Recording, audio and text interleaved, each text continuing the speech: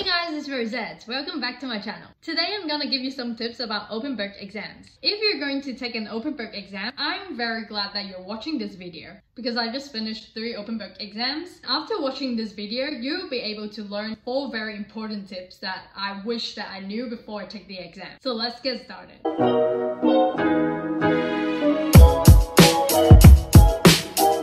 There are 4 very important features that you should know about an open book exam. First of all, mostly they have very limited time. For example, they only give you 30 minutes to complete 30 MCQ questions instead of 60 minutes in a closed book exam. Second of all, they have very broad syllabus. It means that they might include some very small details from lectures or practical notes that you might not notice about. Third of all, there are usually no backtracking, which means that you can't go back to edit your answers. Fourthly, they usually include essays. These are the changes implemented to prevent students from asking answers from other students, which maintains academic honesty. To smash your open book exam, your preparation varies depending on the format of the exams, which means that it's different between writing essays and MCQ exams. So these are all the features of an open book exam that you have to know about. So let's dive right in the tips of open book exams.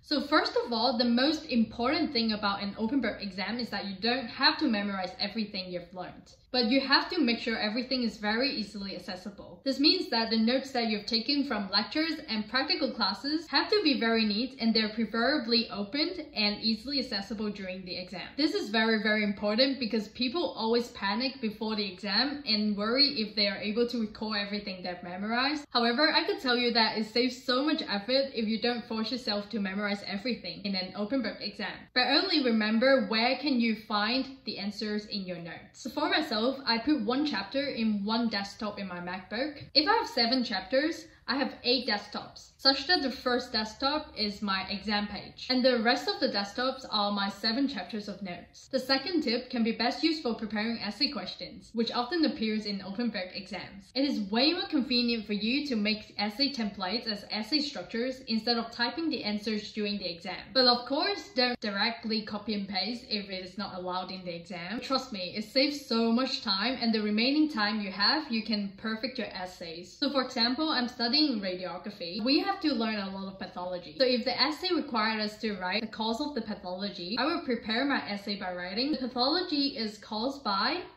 at. So for me, I use at as a space for me to fill in the answer depending on the answer of the questions. But you can use whatever sign you want. So this is my mid-semester essay exam, and I got 47 out of 48.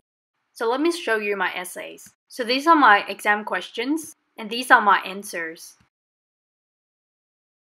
And you can see that all my answers are of the same format because I just copy and paste my own secret essay templates. So I don't miss out anything that I want to talk about, and it's very well structured. You can also make some tables for making some possible answers to fill in the at. So for myself, I made at least 3 tables before the exam, and then in the exam, I just copy and paste my answer into the at.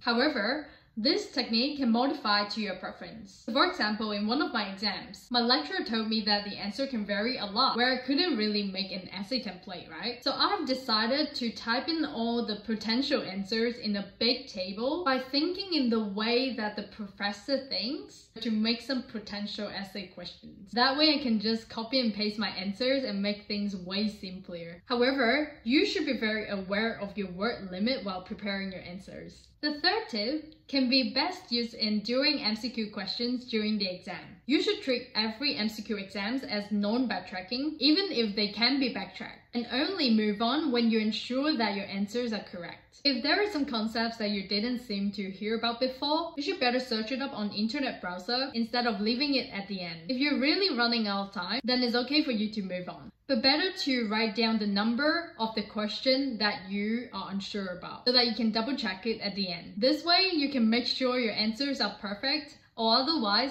close to perfect. The fourth tip is very important for preparing MCQ questions. So I've mentioned that you do not have to memorize everything before an open book exam, which means that during the learning process, the more you learn, the better. Do not limit yourself to certain information. For myself, I note down every single small details that my lecturer talked about in the lectures. or tutorials. So later on, I might make a video about how do I make my notes. I usually go through everything I've learned in the syllabus on the same day of exam if possible. Then I will know very clearly where can I extract my answers from. The final tip is very important if you aim for perfect essay answers. It is very important to be straightforward in your answers. Imagine myself sitting down in front of the computer all day to mark usually more than 100 essays for 1 unit of study, but I still have to mark essays from other unit of studies or classes. If you keep your answers very straightforward and clear, the marker will be very happy to read your essays. But of course, it's not very applicable other than science-related exams. However, you can still consider this tip